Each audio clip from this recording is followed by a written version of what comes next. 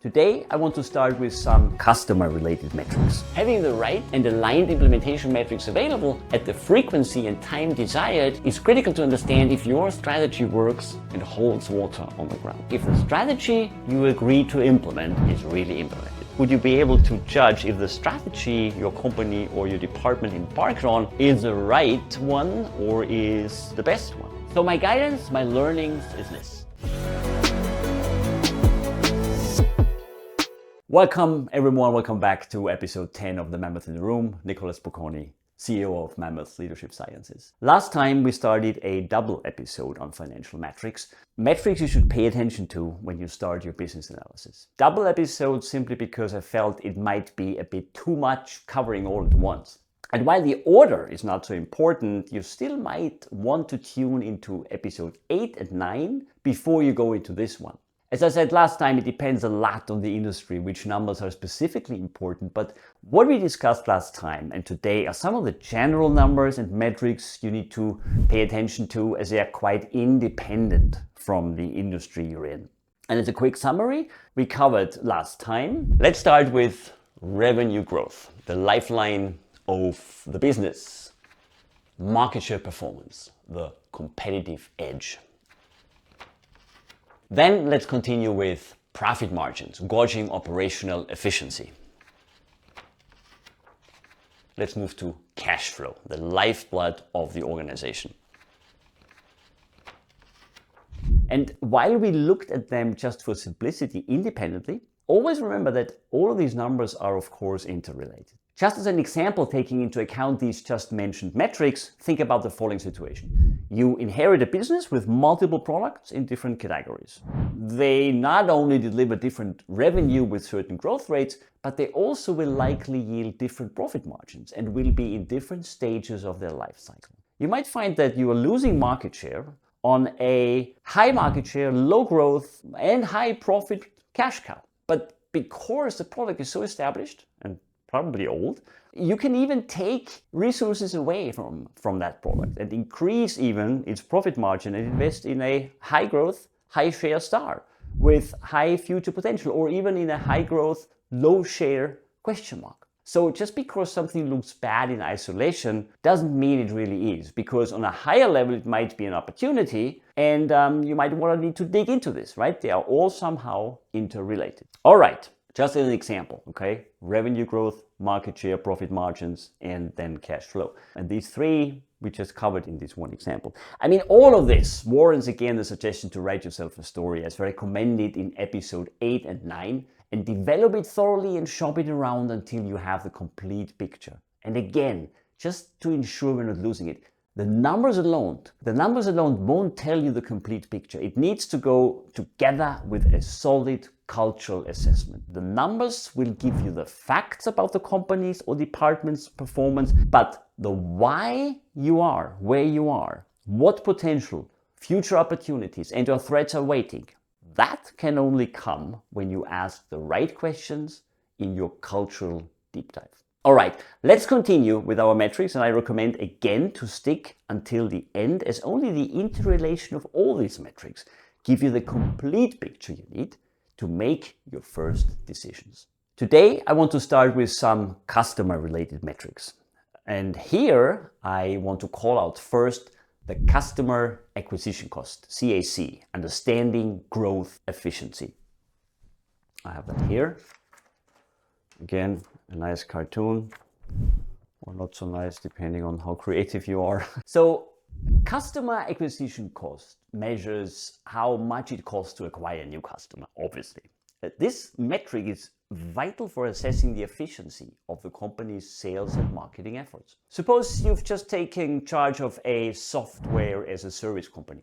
The business has been aggressively pursuing growth and customer numbers are rising. That's great. However, a closer look at the customer acquisition cost reveals that the company is spending far more to acquire each customer than it's making in revenue from them. This insight prompts you to reevaluate the marketing strategy, focusing on more cost-effective channels and improving customer retention to enhance the overall profitability of customer acquisition.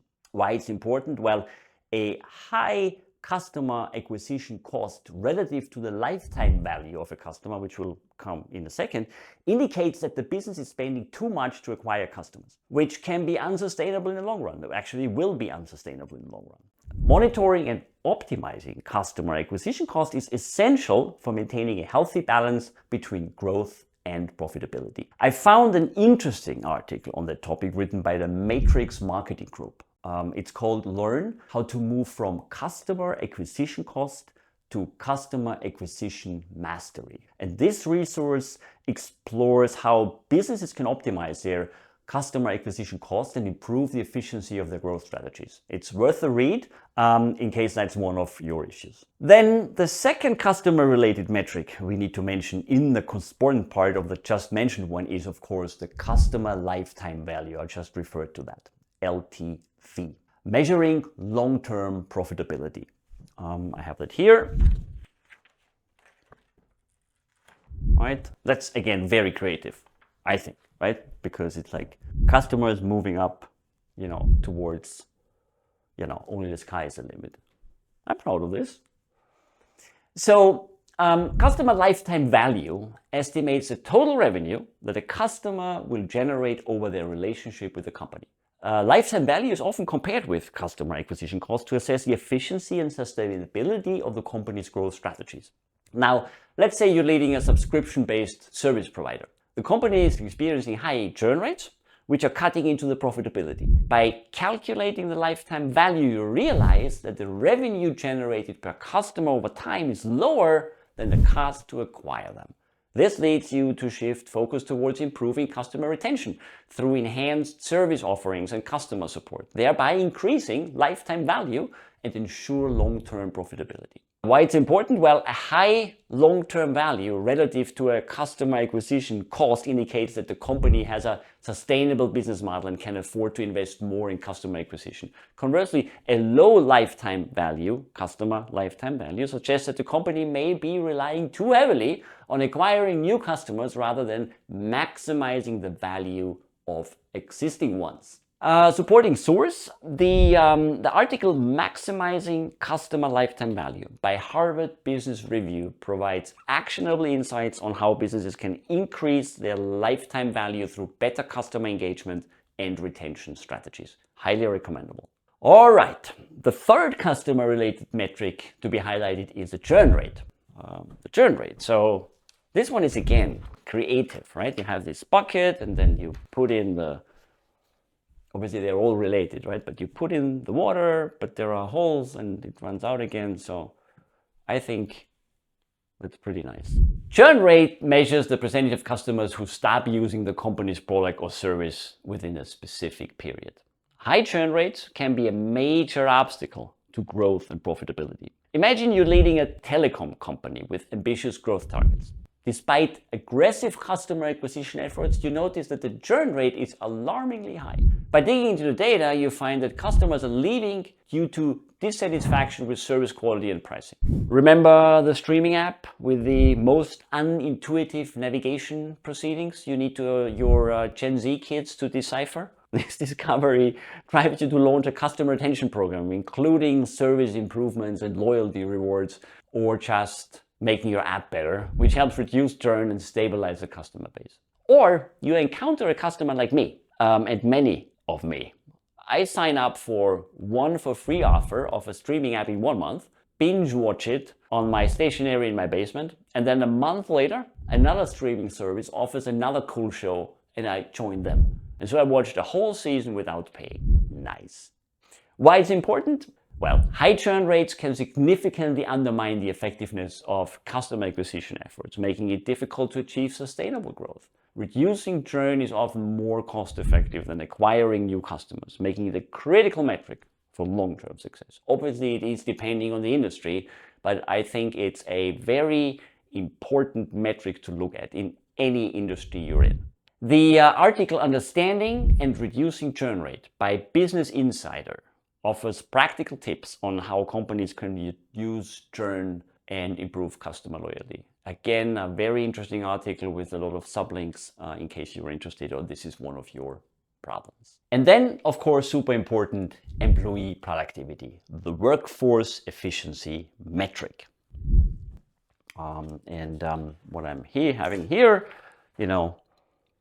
different employees may be on different level.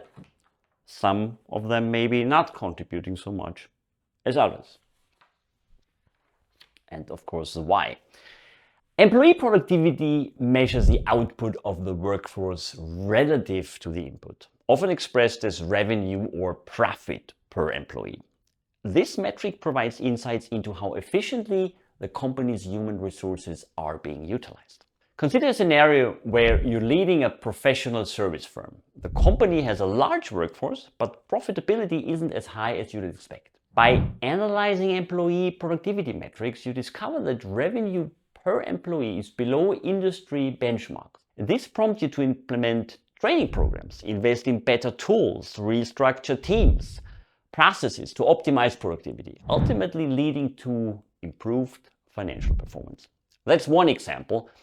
But here's another one from very early in my career where I did not focus enough on this number. Specifically, in one situation, I was attacked by a peer that my team members were not as productive as this manager's team members. So when this particular peer brought this up in a meeting, I was completely on the back foot. And mostly because everyone looked at me why I don't have these numbers available. Just to make clear, there was nothing wrong with my team. It was just a metric no one had ever looked at. And after a thorough analysis, it turned out that the differences in productivity were happening because of territory sizes, travel distances in remote areas, basically a geographical problem, etc., etc. But you can imagine damage was done because even if I cleared this up afterwards, the other guy had the first move advantage and opinions form quickly. So make sure you're on top of these numbers. You remember in the intro of the last episode, I said numbers make you invincible because they support your story if you used it adequately. That was a fantastic example of a peer who actually tried to he didn't like me to look bad, but he wanted to look better than I, right? So he used this number to a competitive advantage for him. I learned that. So why is this metric important? Well, high employee productivity indicates that the company is effectively leveraging its workforce to generate value. Low productivity, on the other hand, can signal inefficiencies, skill gaps, or moral issues that need to be addressed. I found a very good Investopedia article on this as well, why productivity is an important concept in economics and what you can learn from understanding these metrics. It comes also again with so many additional embedded links if you want to nerd out. Then we also need to look at strategy implementation, the executional power of an organization. And this one is a very, very good one. So here, KPIs, actual KPIs versus expected KPIs. That can come in many ways, and it's difficult to call out one single metric because it would get too detailed in the respective industry you're working in. But what it means is that you check if the strategy you agree to implement is really implemented. Because how else would you be able to judge if the strategy your company or your department embarked on is the right one or is the best one? I have a whole section about this in my book on implementation where I quote brilliant business leaders like Steve Jobs, who was a fierce believer that no strategy is really worth a praise unless it's not relentlessly implemented. Just recently, a very good friend of mine told me the story, and it happened actually to me as well, that one of her first questions in a new role was she wanted to see the implementation metrics of the strategy her new department agreed to pull off. And guess what? These data were not even available in one place. The reason why she asked was that it was offered to her to join a meeting about customer feedback on the new strategy. And obviously that's completely useless because if you don't know as an organization if or to what extent how the strategy was executed, how would you then know if a potential negative feedback is due to not optimized quality and or quantity of the implementation efforts, right? So it always goes together. Implementation and strategy. Strategy, you think about it. Implementation, you do it. If you don't have these both things together, you can't measure them. Now, why is this important? Well, having the right and aligned implementation metrics available at the frequency and time desired is critical to understand if your strategy works and holds water on the ground. From a source perspective, I found a very good article from PricewaterhouseCoopers, an UK article, which dives into KPIs, many different KPIs. Very good article, highly recommendable. All right, now we have one left. Then finally, we are almost at the end. We'll take the last one, and the last one is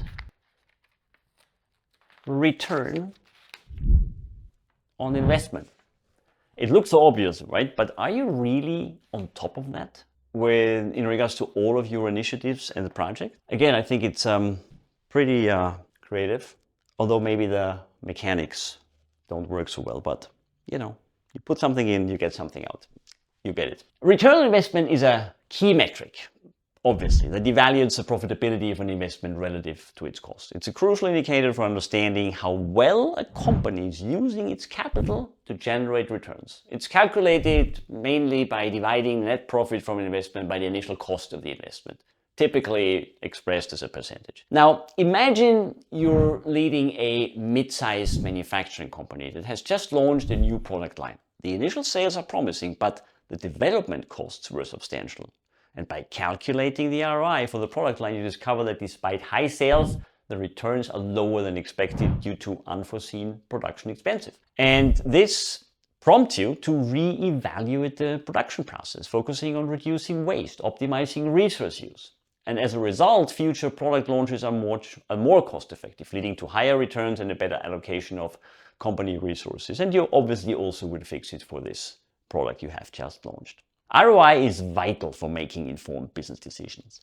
It allows leaders to assess the effectiveness of past investments and to forecast the potential returns of future projects.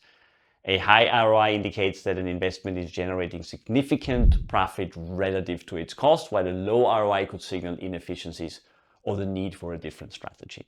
You know, based on my understanding, I mean, it is obviously, based on my experience, obviously depending on the industry, but it's not very intuitive for some businesses to calculate the return on investment of every initiative they do. So sometimes it's difficult to get these data. So I can really encourage you to focus on that, to make sure every dollar counts, that you get the right bang, the right expected bang for your buck. And to gain a deeper understanding of ROI and its application in business, I found an article from Harvard Business Review again. The most common mistakes people make in calculating return on investment. And that provides valuable insights by covering various methods of calculating ROI. All right, that was it with regards to the numbers. And we've come a long way, right? I mean, look at this. We've covered 10 metrics. Very nice. And there are for sure more to look at. But if you understand these 10, to the extent they are important to your role, to your objectives, to your industry, understand their interdependencies, you're off to a good start evaluating your new business, because they not only give you the performance facts from metrics and financial perspectives, they will also set you up for asking the right questions in your cultural assessment, which will then give you the full picture. Before we close, I want to share one personal, very important learning. I want to call this, don't pivot your number focus just because others do. What does that mean? So throughout my career and the many different roles I had, I always automatically gravitated towards me trying to balance things out. This didn't happen consciously, it just happens still today. And that's a good thing from a team energy balance to ensure people are working with the right and high energy, but without pushing everyone over the edge and let people freak out because everyone is constantly on steroids. However, that does not work with your understanding of numbers. Numbers you always have to understand deeply. I was in situations where the business was managed by people who only saw the P&L and gave a shit about the people. And therefore it was only about numbers. Even the people were numbers. Naturally, I gravitated towards more the cultural aspect, the well-being of the people. Conversely, in other environments where people and cultures were much more in the focus, The focus was on relationships, the well-being, the energy level of the employees, which very often coincided with a lower focus on numbers, including decision-making. I gravitated naturally towards super focus on numbers, KPIs, metrics. And guess what? The feedback I got was, in the first instance, to not focus enough on numbers, and in the second instance, to focus only on numbers. And in both situations, I was ill-equipped, because in the first instance, I didn't have the numbers back up to support my story. And in the second instance, I wasn't aware about the employee aspect and how these numbers would be influenced by the culture. So my guidance, my learnings is this: you need both. But the numbers make you invincible to tell the story you want to tell. See, the good things with numbers is this: if you know them inside out and better than others, you can actually tell any story you like and justify it with how you spin, or maybe not spin, how you interpret your numbers. Ever heard about this? If one person is in a room, but two people walk out, then another person needs to enter the room to make it empty, right? Prove me wrong. Prove me wrong. Obviously, without saying that this is not possible, because your company hired you to make the impossible possible, right? That's why you became the leader, right? That's why they gave you the job. So you can't turn around now and say, now that's not possible. That wouldn't come good. I think you get me. Know your numbers. All right, this was episode 10 of The Mammoth in the Room, with the second part of the numbers which make you invincible, or the numbers make you invincible. I hope you enjoyed it today, took something away from it. Also, don't forget to subscribe to the YouTube channel and give me some reviews, either on YouTube or wherever you get your podcast from. I specifically like likes. And lastly, I mention it again, and we'll do this constantly until the book launch. If you're interested in more, there's my book coming out in October. Has the same title as this podcast, The Mammoth in the Room. It's a practical roadmap how great leaders and their teams embrace evolutionary truths for outstanding business results. It does this in 3 sections: on people, on strategy, and on implementation. And if you leave us your email, we can put you onto a non-binding pre-order list. And if you would like to get the book, for the e-version, we charge only $2.99 in the way up to the book launch. Thank you very much. Thank you for tuning in today. Hope to see you next time. Nicholas Bocconi, The Mammoth in the Room.